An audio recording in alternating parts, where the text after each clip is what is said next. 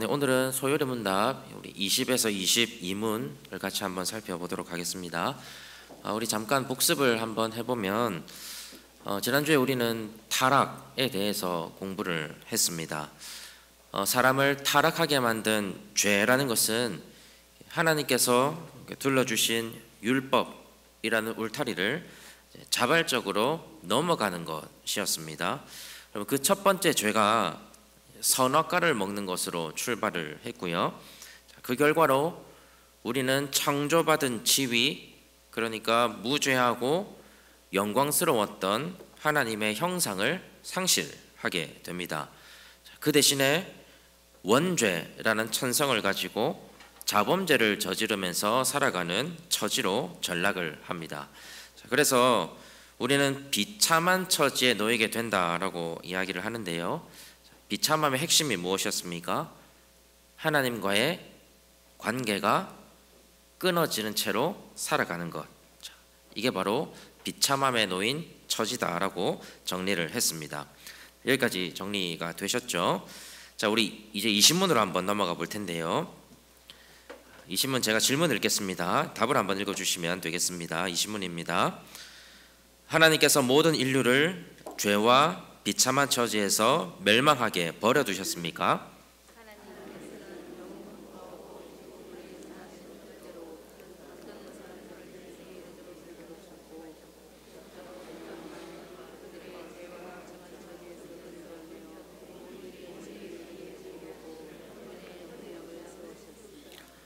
자, 여러분, 지난주에 19문까지 사람의 타락에 대해서 여러분들이 잘 이해를 하셨다면 20문의 첫 단어를 읽는 순간부터 되게 이상함을 느끼시는 게 정상입니다.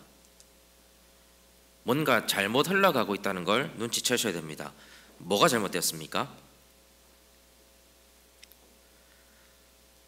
자, 여러분, 사람의 타락은 전적으로 누구에게 책임이 있습니까? 사람의 타락은 전적으로 사람에게 책임이 있습니다. 하나님에게는 아무런 책임이 없다는 걸 지난주에 우리가 분명히 했습니다. 그래서 사람이 죄와 비참함의 처지에서 멸망하게 되었다면 그 멸망의 자리에서 벗어나려고 노력하는 것도 사실은 따지고 보면 사람이 해야 하는 게 정상입니다. 잘못을 뉘우치고 반성하고 제발 한 번만 기회를 달라고 빌고 빌어도 될까 말까 할 것 같은데, 그럼 사실상 소요리 문답이 타락을 마무리하면서 공식적으로 선언하고 있는 게 뭐냐면, 사람은 죄와 비참함의 처지에서 벗어날 수 있는 소망이 없다는 겁니다. 하나님과의 관계는 끊어져 버렸고 이제 죽음과 지옥을 향해서 달려가는 것 말고는 사람에게 아무것도 남아있지 않다는 걸 아주 분명하게 짚어주고 있습니다. 자, 그래서 우리가 20문의 내용에 앞서서 20문 자체가 의도하고 있는 바를 이해하고 있는 게 굉장히 중요합니다. 여러분, 타락해버린 사람은 멸망당하는 것을 피할 수 없습니다. 아무도 그 길을 돌려놓을 수 없습니다. 그런데 타락한 사람을 위해서 하나님이 뭔가를 지금 준비하고 계셨다는 것을 보여주는 게 20문의 핵심이라고 할 수 있습니다. 그래서 20문의 답변을 다시 한번 보십시오. 자, 하나님께서는 영원부터 오직 그분의 선하신 뜻대로 어떤 사람들을 영생에 이르도록 선택하셨고 라고 이야기합니다. 자, 여러분, 지금까지 소요리 문답 잘 공부해 오셨다면 하나님께서 영원부터 하나님의 선하신 뜻대로 어떤 사람들을 영생에 이르도록 선택하셨다는 것, 여러분, 이거 딱 두 글자로 하면 뭐라고 이야기할 수 있습니까? 하나님의 영원전부터 하나님의 뜻대로 계획하신 것, 하나님의 작정이죠. 그렇죠? 자, 그리고 이어서 구속자로 말미암아 그들을 죄와 비참한 처지에서 건져내어 구원의 지위에 이르게 하시려고 은혜 언약을 세우신 것, 이것은 앞서 하나님의 작정을 이루기 위한 하나님의 섭리라고 볼 수 있습니다. 그래서 이 신문은 죄와 비참한 처지에서 아무런 소망 없이 죽음을 향해서만 달려가던 사람을 하나님께서 버려두지 않으시고 하나님의 작정과 섭리 속에서 구원의 길을 열어놓으셨다는 것을 선포하고 있는 역할을 하고 있는 겁니다.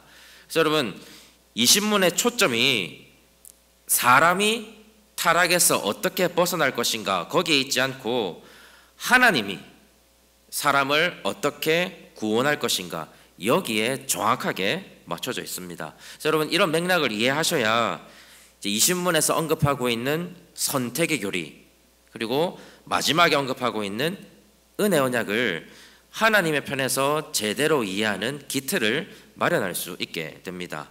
그래서 이 신문이 다루고 있는 어떤 선택이든 은혜 언약이든 말 그대로 하나님께서 그럴 필요가 없음에도 불구하고, 더 적나라하게 말하자면 그럴 가치가 없는 사람임에도 불구하고 하나님이 베푸신 일방적 은혜의 결과를 우리는 선택 그리고 은혜 언약이다라고 이야기할 수 있습니다.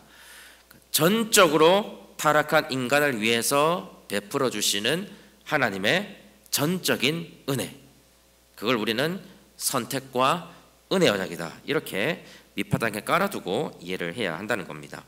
여기까지 정리가 되셨죠? 자, 그럼 이런 내용을 밑거름 삼아서 우리 선택에 대해서 한번 이야기해 보겠습니다. 여러분, 솔직하게 여러분들 어떻게 생각하십니까? 하나님께서 구원하기로 선택한 사람이 있고 구원에 있어서 선택받지 못한 사람이 있다고 합니다. 그런데 그게 영원전부터 정해져 있다고 이야기를 합니다. 여러분, 그거 공평하다고 이야기할 수 있을까요?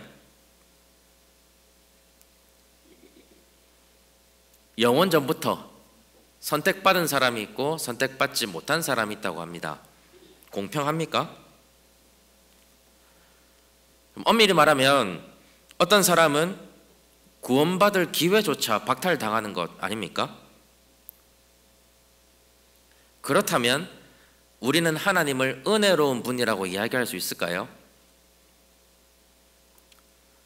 더욱이 구원이 결국 영원전부터 정해져 있는 거라면 우리 인간은 그냥 정해진 대로 살아가는 기계와 다를 바는 무엇입니까?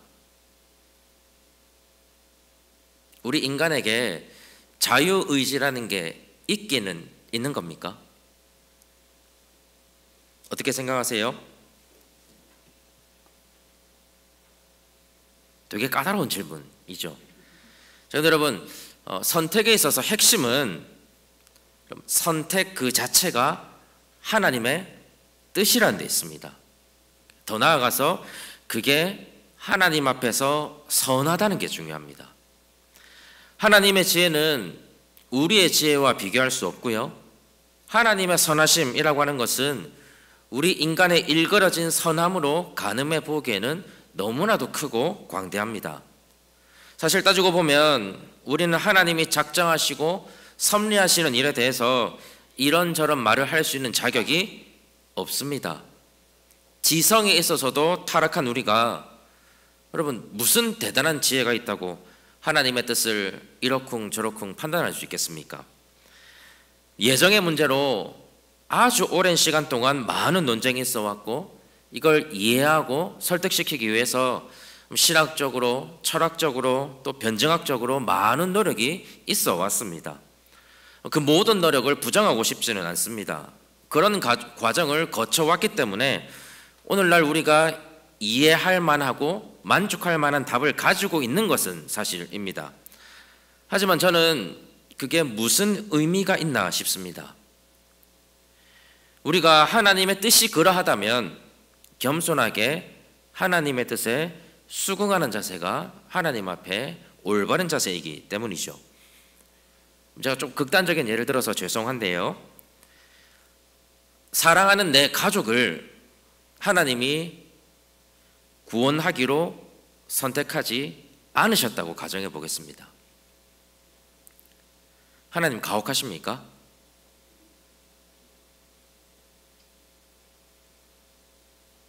하나님 너무하신가요? 하나님이 공평하지 않습니까?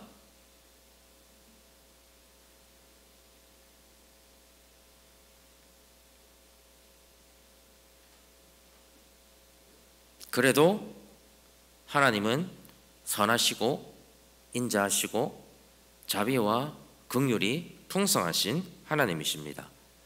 여러분, 선택받은 사람도 자격이 있어서가 아닙니다.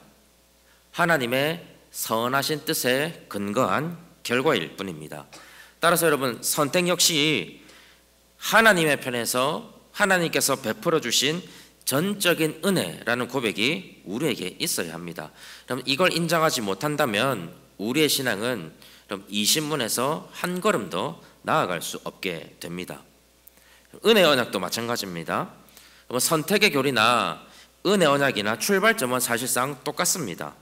우리 인간은 죄와 비참한 처지에서 죽어 마땅한 채로 살아가도 어떻게 할 수 있는 도리가 없습니다. 하지만 하나님께서 우리를 구원하시려고 옛 언약 대신에 새로운 언약을 허락하십니다. 그게 우리 12문에서 살펴봤던 행위 언약을 대체하는 은혜 언약이라고 할 수가 있는데요. 여러분, 은혜 언약의 핵심은 뭐냐면 이 신문의 답변을 한번 보십시오. 누구를 말미암습니까? 누구를 말미암죠? 구속자로 말미암아 구원에 이르도록 하시는 것. 그게 은혜 언약의 핵심입니다. 그러니까 행위 언약이 하나님과 모든 사람을 대표하는 사람 사이의 어떤 직접적인 언약이었다면, 은혜 언약은 하나님과 사람 사이에 누가 계시죠? 중보자가 계십니다. 그러면 중보라는 말이 화해시킨다라는 의미를 가지고 있거든요. 그래서 에스겔서에서는 꾸준하게 화평의 언약이라는 말이 등장을 합니다. 사람이 타락한 이후에는 하나님과 사람 사이에 오로지 갈등만 존재합니다. 공의로우신 하나님께서는 범죄한 피조물을 사랑할 수가 없고요, 타락한 인간은 그들을 정죄하시는 하나님을 사랑할 수 없습니다. 그래서 갈등과 파괴된 관계만 존재하는 것이 하나님과 사람 사이입니다. 이 둘 사이를 화해시키는 중보자가 필요한 거죠. 그래서 여러분 21문을 한번 보십시오. 자, 이 중보자, 다른 말로 하면 이 구속자가 누구인지를 가르쳐주고 있습니다. 자, 21문 제가 질문 읽겠습니다. 답변 읽어주시면 됩니다. 하나님께서 선택하신 사람들의 구속자는 누구이십니까?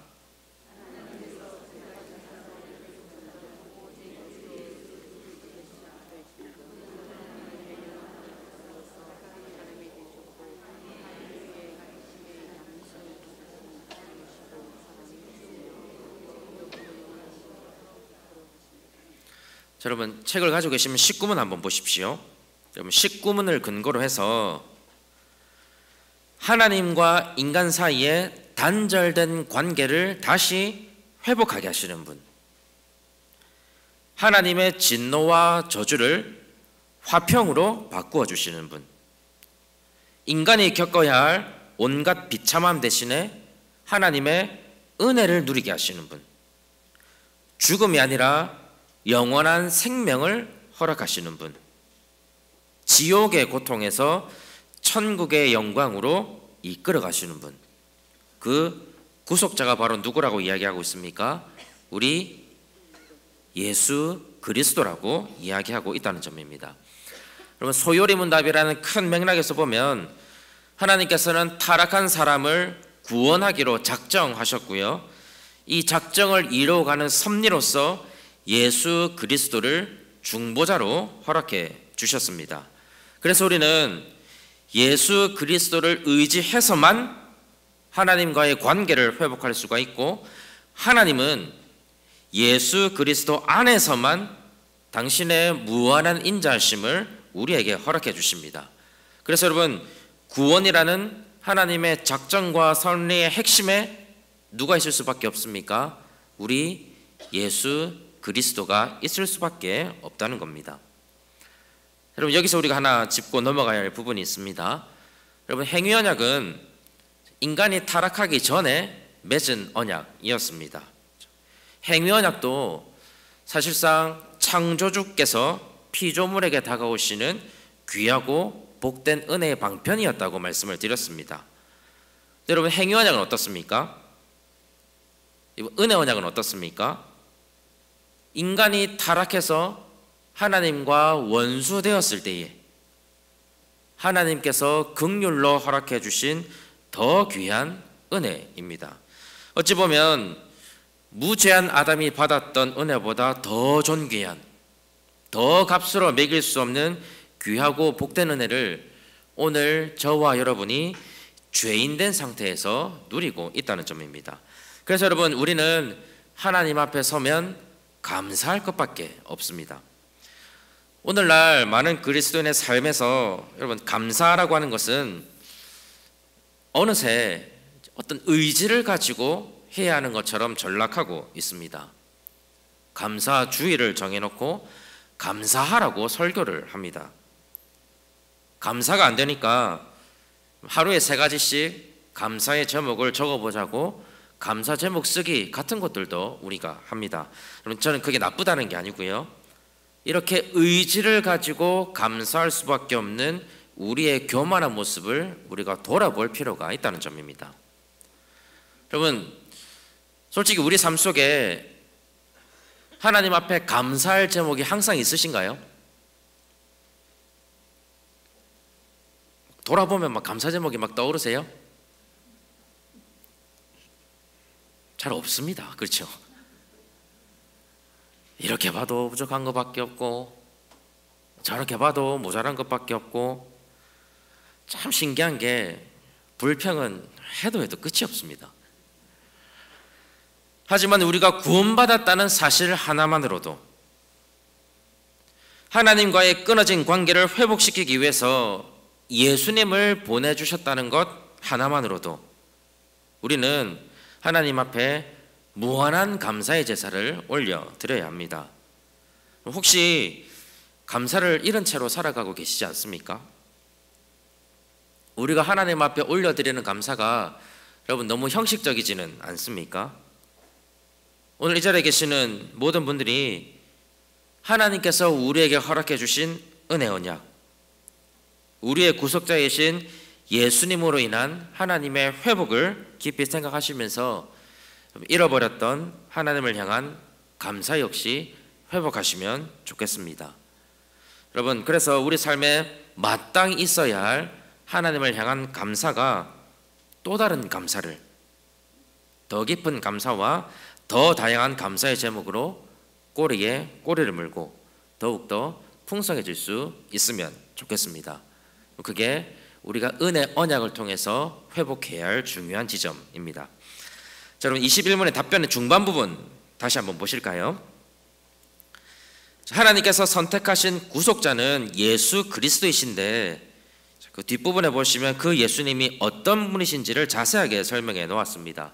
뭐 어려운 말들이 지금 많이 있지만 그래서 핵심은 뭐냐면 예수님은 완전한 하나님이시자 동시에 완전한 사람이라는데 포커스가 맞춰져 있습니다. 여러분 이 부분이 어찌 보면 삼위일체만큼이나 굉장히 납득하기 어려운 부분입니다. 그래서 우리 인간이 쉽게 이해할 수 있는 영역을 벗어났다라고 볼 수가 있는데요. 그래서 여러분 우리가 이 부분을 다룰 때 예수님께서 완전한 하나님이면서 동시에 완전한 사람으로 존재하시는 게 가능한가? 여기에 초점을 맞추면 더 깊은 수렁으로 빠질 수 있습니다. 그것보다는 왜 예수님은 완전한 하나님이면서 동시에 완전한 사람이어야 했는가? 여기에 초점을 맞추시는 게 좋습니다. 자, 그러면 여러분 예수님은 왜 하나님이셔야 했을까요? 자, 로마서 6장 23절에 보면 죄의 삭은 사망이라고 말씀을 합니다. 자, 이 말씀이 의미하는 바는 사람은 누구나 자기 죄를 짊어져야 하고 자기 죄값으로 죽을 수밖에 없다는 걸 의미하고 있습니다. 그럼 쉽게 말해서 저는 저의 죄만 담당할 수 있고 죄의 삭은 사망이기 때문에 저의 죄를 담당하는 방법은 뭐밖에 없습니까? 죽는 것밖에 없습니다. 그렇죠? 그래서 원칙적으로 사람은 자기의 죄만을 담당할 수 있지 다른 사람의 죄를 담당할 수 없습니다. 자기 죄를 담당하고 나면 죽는 것밖에 없는데 어떻게 다른 사람의 죄를 담당할 수 있겠습니까? 여기까지 이해되십니까? 여러분, 이게 이해가 되시면 자연스럽게 다른 사람의 죄를 해결하려면 누가 필요합니까? 죄 없는 누군가가 필요하죠. 그래야 자기의 죄가 아니라 다른 사람의 죄를 해결할 수 있기 때문에 그렇습니다. 그래서 여러분, 히브리서 4장 15절에 보면 예수님께서 우리와 똑같은 인간이시지만 죄는 없다라고 말씀합니다. 왜 그렇게 이야기할까요? 히브리서의 기자가 예수님이 우리를 구원할 자격이 된다는 걸 분명하게 짚어주고 있는 겁니다. 여러분, 그것뿐만이 아닙니다. 죄 없는 누군가가 되기 위해서는 하나님께서 정해놓으신 율법을 온전히 지키면서 율법을 어김으로 찾아오는 죽음의 권세에서 영향을 받지 않아야 됩니다. 그렇죠? 그리고 모든 죄를 위해서 대신 죽은 후에 다시 살아나서 죽음의 권세를 깨뜨려야 합니다. 그럼 이걸 어떤 사람이 감당할 수 있겠습니까? 그게 불가능하기 때문에 하나님께서는 당신의 아들이신 예수님을 사람의 몸을 입고 이 세상에 오시게 한 겁니다. 인간의 한계를 넘어서는 하나님이어야만 구원을 이룰 수가 있기 때문에 예수님은 하나님이셔야만 했습니다. 자, 이번엔 반대로요. 예수님은 왜 사람이셔야 했을까요? 첫사람인 아담이 모든 인류를 대표해서 하나님과 언약을 맺었지만 그 언약에 실패함으로 타락했습니다.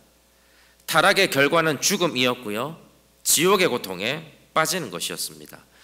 여러분, 여기서 우리가 조금 기억해야 되는 게 뭐냐면 하나님은 사랑의 하나님일 뿐만 아니라 공의의 하나님이라는 점입니다. 여러분, 이제 한국교회가 이 두 가지의 균형을 조금 상실해서 하나님을 어떤 사랑의 하나님으로만 보려는 경향이 없지 않아 있는데요, 그건 역시도 하나님을 오해하는 일입니다. 그래서 여러분, 하나님께서 우리를 구원하는 방식을 아직도 오해하시는 분들이 좀 계십니다. 원래 사람이 받아야 할 하나님의 심판을 하나님이 없던 일로 하시는 게 아닙니다. 그렇죠? 타락한 인간을 향한 하나님의 진노를 하나님이 취소시키는 게 맞습니까? 아닙니까? 취소시키는 게 아닙니다. 우리가 받아야 할 하나님의 진노, 하나님의 심판은 반드시 내려져야 됩니다. 그게 하나님의 공이니까요. 그래서 그 하나님의 심판과 진노를 누가 받으시는 겁니까? 예수님이 누구 대신요? 우리 대신 받으시는 겁니다. 그래서 예수님이 완전한 사람이 아니시면 하나님께서 진노를 쏟아내야 할 대상이 사라집니다. 그건 하나님의 공의가 사라지는 것과 마찬가지입니다. 그래서 갈라디아서 1장 4절을 보면 예수님께서 하나님의 뜻을 따라 우리 죄를 대속하기 위해서 자기의 몸을 주셨다고 말씀하고 있습니다. 예수님은 완전한 사람으로서 하나님의 심판과 저주를 몸소 당해야 한다는 뜻입니다. 자, 그런 의미에서 여러분, 21문은 예수님이 영원한 하나님의 아들이시지만 뭐가 되셔야 됐다고요? 사람이 되셔야 했다고 분명하게 기록을 하고 있는 겁니다. 여러분, 저는 이 부분을 보면서 하나님의 작정과 섭리가 가지고 있는 굉장히 이 섬세함을 엿보게 됩니다. 우리의 구원을 이루기 위해서는 하나님의 편에서도 언약의 요구사항을 맞춰야 하고요, 사람의 편에서도 언약의 요구사항을 맞춰야 하는데 하나님의 계획은 이 두 가지 모두에서 빈틈을 찾아볼 수가 없습니다. 구원은 완벽하게 설계되어 있는 하나님의 작품이라는 점입니다. 여러분, 저는 이렇게 생각을 합니다. 하나님께서 이렇게 완벽하게 구원의 여정을 계획하셨다면 여러분, 우리 삶을 향한 하나님의 계획도 어떨까요? 우리 삶을 설계하시는 하나님의 계획도 역시 완벽합니다. 하나님께서 빈틈없이 우리가 처한 상황을 하나하나 세밀하게 고려하시면서 우리를 섬세하게 인도하고 계심을 저는 믿습니다. 저는 때때로 우리의 삶이 되게 거친 여정이라고 생각이 듭니다. 솔직히 좀 과하다 싶을 정도로 하나님께서 이렇게 광야로 내모시는 건 아닌가 하는 생각이 들 때가 있습니다. 좀 속된 말로 하면 하나님 좀 적당히 하시면 좋을 텐데 라고 느낄 때가 있습니다. 그만큼 우리의 삶이 버거울 때가 있고 답답할 때가 있고 힘들 때가 있다는 뜻이겠죠. 하지만 제가 이 부분 준비하면서 우리에게는 비록 거칠어 보이고 많은 파도가 몰아치는 것 같고 요동치는 삶을 살아가는 것 같아도 그 안에는 하나님의 세밀하고 섬세하신 인도하심이 있다는 걸 되새기게 됐습니다. 죄와 타락으로 인해서 비참해진 우리를 다시 살리신 그 하나님의 계획이 이토록 완전하다면 우리 삶을 향한 또 우리 교회를 향한 하나님의 뜻이 완전하다는 것을 우리는 고백할 수밖에 없습니다. 그래서 여러분, 때로는 삶이 혼란스러울 때가 있지 않습니까? 이해 안 될 때가 있지 않습니까? 때로는 교회도 그럴 때가 있습니다. 그때마다 완벽하게 설계된 하나님의 계획이 우리 앞에 펼쳐져 있음을 우리는 기억하면서 우리를 향한 또 우리 교회를 향한 하나님의 뜻도 완전하다는 것을 기억하시면 좋겠습니다. 그럴 때 한없이 은혜로우신 그 하나님을 우리가 고백하고 또한 감사할 수 있지 않을까 싶습니다. 여러분, 오늘도 혹시 말 못할 어려움을 간직한 채로 이 자리에 나오신 분들이 계실지도 모르겠습니다. 나는 실패한 인생이다 라고 느끼는 분들도 계실지 모르겠습니다. 때로는 내 인생이 왜 이렇게 꼬이는 걸까 한탄하는 분들도 계실지 모르겠습니다. 하지만 여러분들을 향한 하나님의 계획은 완전합니다. 빈틈없이 세밀하고 섬세하고 완벽한 설계로 오늘도 우리를 가장 좋은 길로 인도하고 계십니다. 하나님께서 완전한 계획으로 예수 그리스도를 보내주신 것처럼 완전한 계획과 섭리로 우리를 인도하고 계심을 믿고 하나님을 더욱더 의지할 수 있는 저와 여러분들이 되시기를 소망합니다. 우리 마지막으로 22문 한번 보겠습니다. 제가 질문 읽겠습니다. 답을 읽어주시면 됩니다. 하나님의 아들이신 그리스도께서 어떻게 사람이 되셨습니까?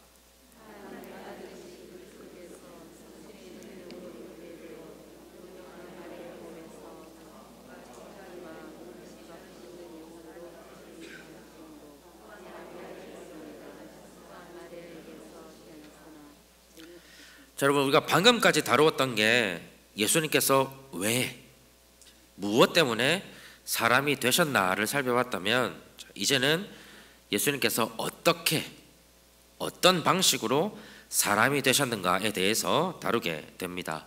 소위 성육신의 교리를 우리가 살피게 되는 건데요.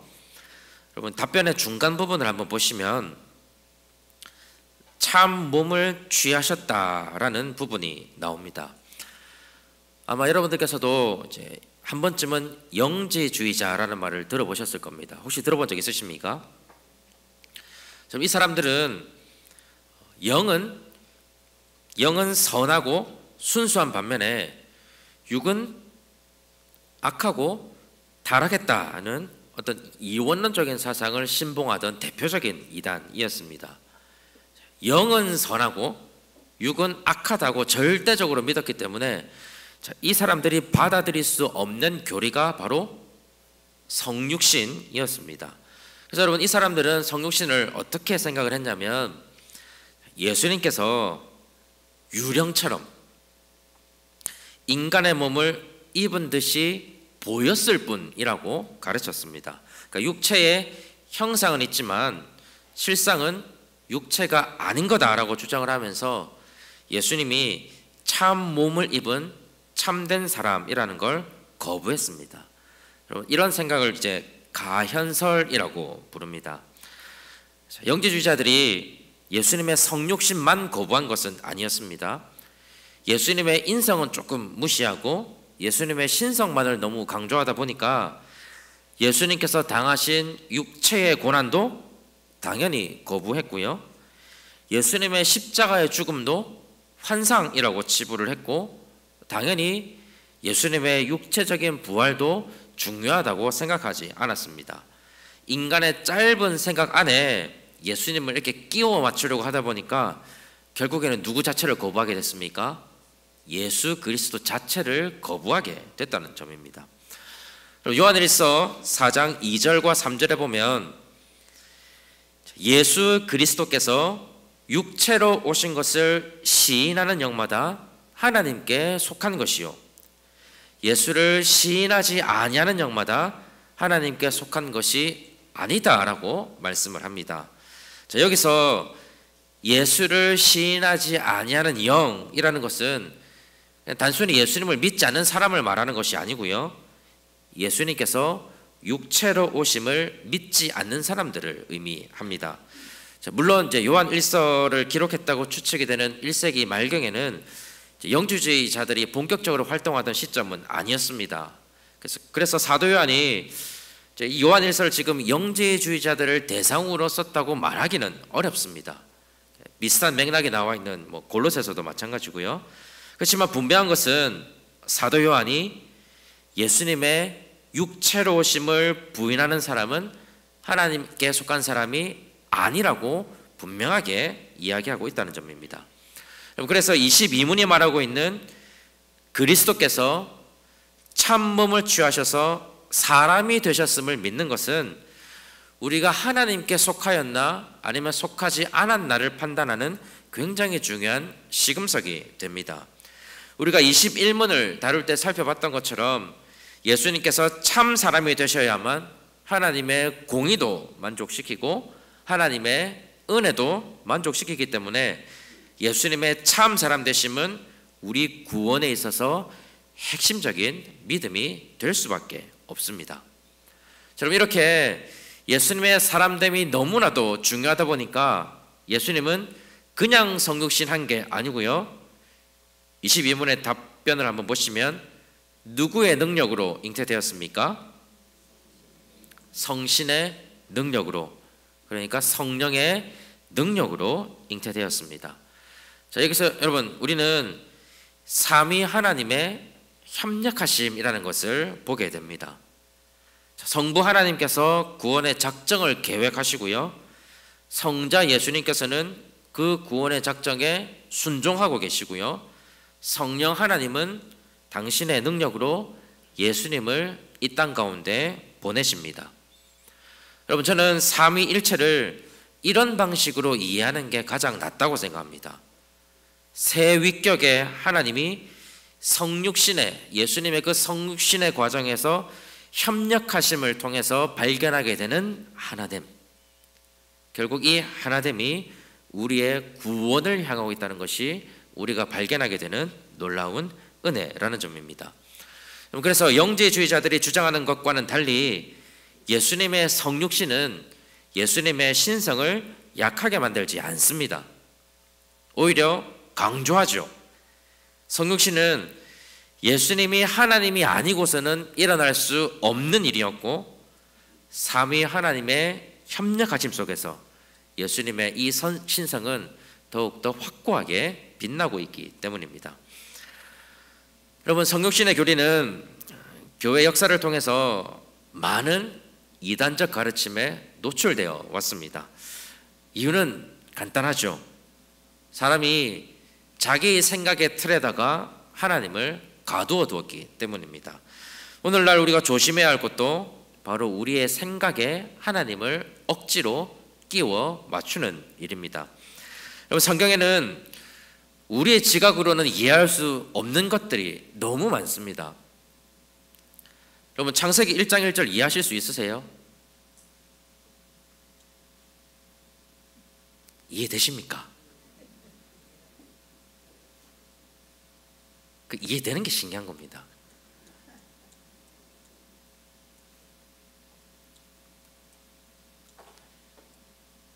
영원이 있다고 합니다. 그 영원 전에 시작된 하나님의 작정과 섭리가 있다고 합니다. 쉽게 동의되십니까?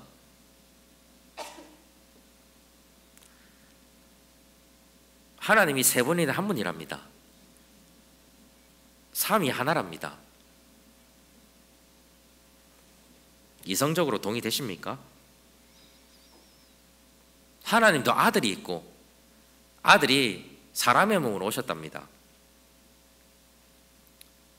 그분이 오셔가지고 죽으시고 부활하셨다고 합니다. 그걸로 끝나는 게 아니고 그분이 다시 오신다고 말씀하시고 영원한 하나님의 나라가 있다고 말씀합니다. 하나같이 이해할 수 없는 것들 투성이지만 감사하게도 이 모든 내용을 인정하고 믿을 수 있는 믿음을 우리에게 허락해 주셨습니다. 여러분, 이해하면 믿어지는 게 아니고요, 믿어지니까 이해되는 겁니다. 이것도 우리를 향한 하나님의 놀라운 은혜이지 싶습니다. 그래서 앞으로 소요리 문답 계속해서 살펴보실 텐데 그때마다 이해할 수 없는 내용들 계속해서 나올 겁니다. 그때마다 우리 인간의 편협한 사고와 교만함을 내려놓고 겸손하게 하나님의 가르침을 믿음으로 받으시고 인정하고 감사할 수 있는 저와 여러분들이 되시기를 간절히 소망합니다.